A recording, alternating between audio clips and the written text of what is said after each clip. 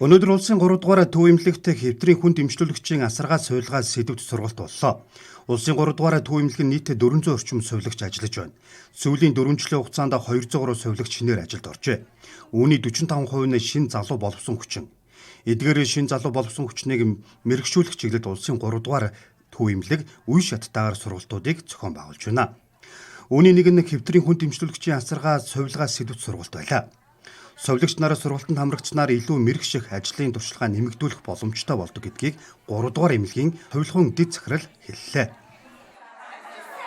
Ажлын байран дээр богино хугацаанд сувилагч нарыг чадваржуулах, ялангуяа хүн дэмжлүүлэгч асаргаа сувилгаа түүнээс хүн дэмжлүүлэгчид үзүүлж байгаа сувилгын тусламж үйлчилгээний үед гарах алдаанаас сэргийлээд ялангуяа сувилах тусгай мэргэжилтний стандартын дагуу тусламж үйлчилгээ үзүүлэхдээ гол үр гүйцэтгэж оролцдог хүний хувьд бол эдгээрийг дадлагжиж сургахаас өөр аргагүй байгаа. Тэгэхээр манай энэ сургалт маань сүүлийн 6 жилийн хугацаанд зохион байгуулагдаж байгаа. Жил болгон эдид байдаг. Улсын 3 дугаар төв эмнэлэг маань жилд сүүлийн 3 жилийн хугацаанд 200 гаруй шинэ сувилагч тусгай мэргэжилтнийг авч ажлын байран дээр чадваржуулж ажиллаж байна. Энэ хүрээндээ зөвхөн энэ өнөөдрийн сувилагч тусгай мэргэжилтэнд зориулсан туслах сувилагч болон хүн дэмжлүүлэгчийн асаргаа сувилагчийн сургалтыг зохион байгуулахаасаа гадна ажлын байран дээр бид нэр төвшнгөөрөө ялгагдсан маш олон сургалтууд явуулдаг. Улсын 3 дугаар төвөндөө сувилагч тусгай мэргэжилтэнд ажлын байран дээрх чадваржуулах сургалт 7 чиглэлээр явагдчихээн. За бүлгийн сургалт, багийн сургалт, тэгээд зүрхийн төвийн сургалт, мэдрэлийн төвийн сургалт гээд яг чиглэлээрээ өөр төрөлцсөн мэргэжлийнхаа чиглэлээр бас өөр чиглэлүүдээр ингэ явагдаж байгаа.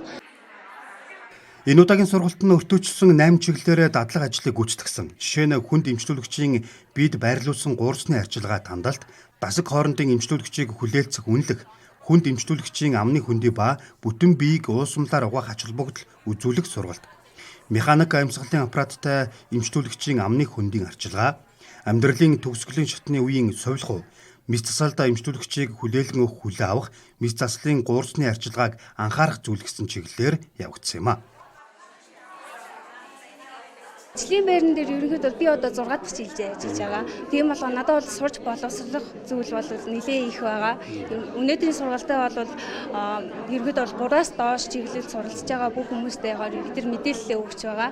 Манай баг жишээд бол одоо эмчлүүлэгчийг мэс заслал хүлээн авах, хүлээлгэн өгөх, мэс заслын дараа асаргаа суулгаа гэсэн сэдвэр бол ингээд шинэ орж ирсэн ажилчтай бол ингээд мэдээлэлээ бид нар өгч байна. Хүн хагалгаанд орсон хүмүүсүүдийн мэдээ сэтгэл зүйн бол мэдээж хайртай дотныхоо хүнээ би ингээ алдчихгүй дээ гэсэн сэтгэл зүйн хувьд айгүй хүнд байдаг. Тийм болохоор бид нар ингээд аль бол одоо та ингээ 50 байгаараа бид нар одоо ингээд бүх арга хэмжээгээ авж байгаа, асаргаа сувлаагаа ингээ хийж байгаа гэдэг. Тэгээ 2-3 хоногийн дараа ч юм уу ингээд хүмүүс маань буцаад арга бид нартэй хайцгаараа илүү өөр болоод ирдэг байхаа.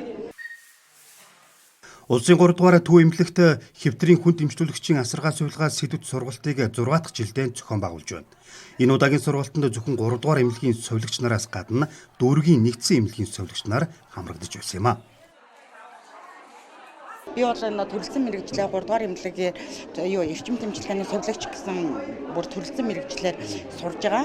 Ер нь бол сүүлийн үед манай ерөн эрчим тэмцлэгээний цаг дандаа хүнд өвчтөнгүүд байдаг, хөдөлгөөнгүй, ямар нэгэн амьсгалын аппараттай тийм хүмүүс байдаг учраас ер нь энэ сургалт маань маш үр дүнтэй сургалт байгаа. Дээрээс энэ сургалтыг зөвхөн эрчим тэмцлэгээ гэхгүйгээр ер нь бол манай бүх аймагуд болон бүх нэгдсэн эмнэлгүүдийн сувилагч нар сурах ёстой байгаа. Яагаад гэвэл бид нар тэр хүмүүсээ холголт хоорондоос дараагийн ямар нэгэн хүндрэлээс тэр хүнийг бид нар сэргийлээд дараагийн амьдралын чадамжинд нөлөөлөх маш үр дүнтэй сургалт учраас маш их өөртөө болон энэ цугласан хүмүүст бараг баярлалаа гэж хэлмээр байна. Өөртөө маш сайн чадамжуулж чадж байна л гэж бодож байна.